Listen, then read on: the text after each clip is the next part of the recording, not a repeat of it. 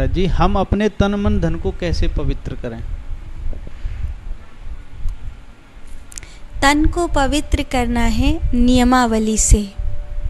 सोच, संतोष, शारीरिक शुद्धि खान पान से आती है, विचार से आती है, शौच आदि का जो क्रम है, स्नान आदि का जो क्रम है, उसमें जो नियमों का भंग है वो नहीं होना चाहिए।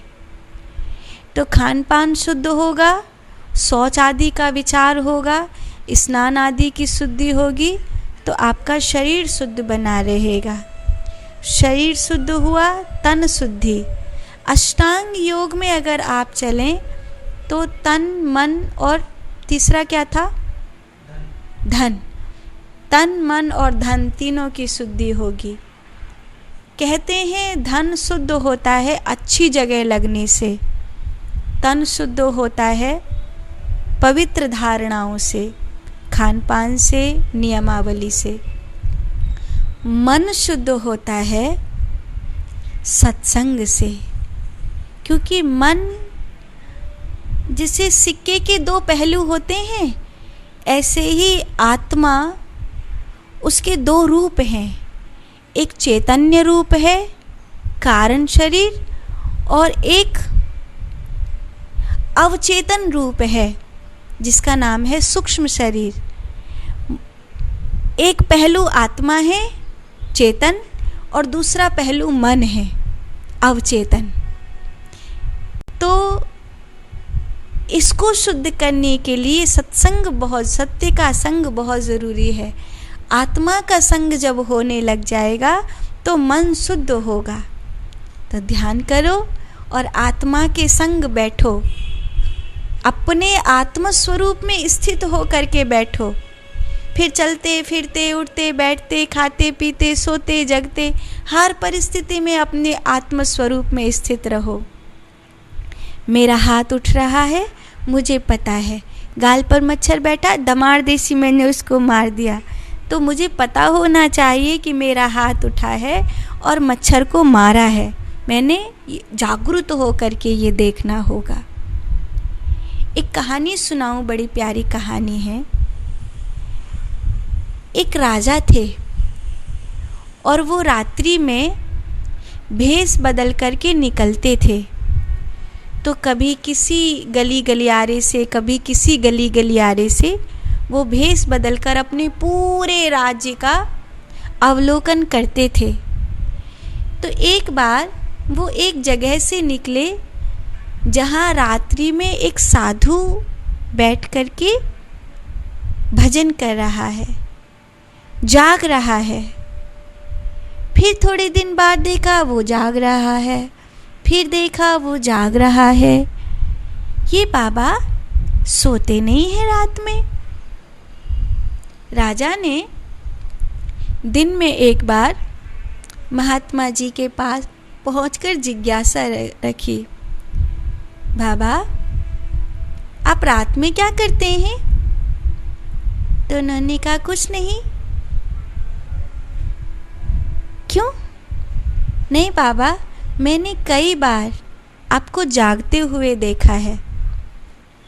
तो उन्होंने कहा रखवाली करता हूँ। रखवाली किसकी?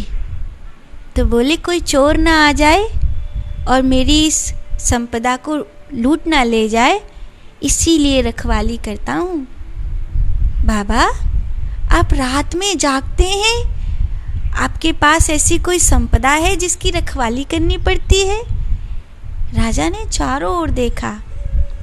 साधु बाबा का एक कमंडल है, कुछ टूटे फूटे बर्तन हैं, एक तखत पड़ा है जिस पर बाबा सोते हैं, एक झोपड़ी जैसी है,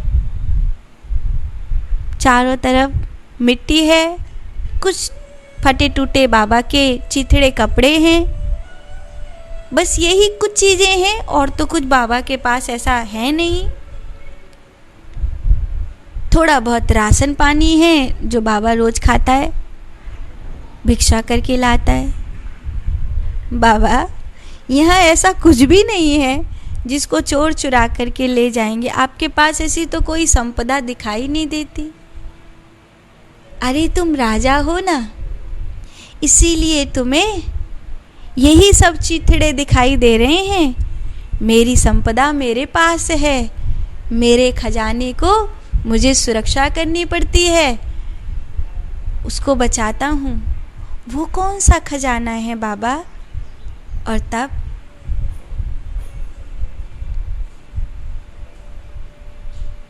उन आँखों में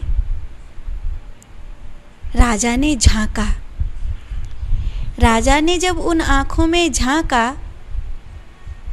तब कुछ चमक जैसी दिखाई दी, एक अलग प्रकार का नूर दिखाई दिया।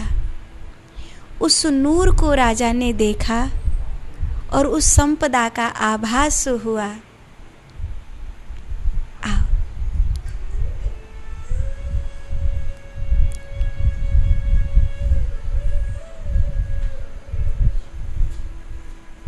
राधे राधे बोलो। राधे राधे। बैठो बैठो।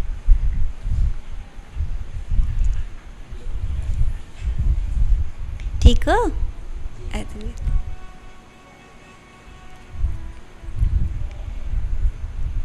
कहानी ये कहती है कि राजा को महात्मा जी की आंखों में वो संपदा दिखाई दी जिसके लिए वो जागते हैं।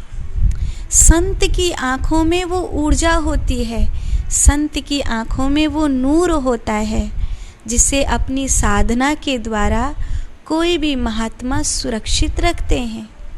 ये खजाना संसार को नहीं दिखाई देगा, ये खजाना तो कहीं कोई इंद्रिय रूपी चोर उसको लूट के न ले जाए, इसीलिए मैं उसके लिए जागता हूँ।